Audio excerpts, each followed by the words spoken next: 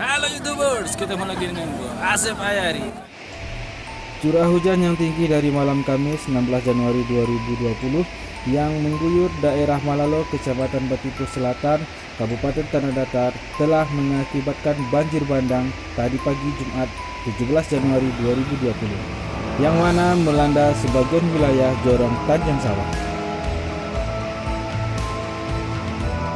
Menurut data yang diterima dari beberapa sumber, banjir bandang ini mengakibatkan beberapa rumah rusak oleh terjangan galodo atau banjir bandang tersebut.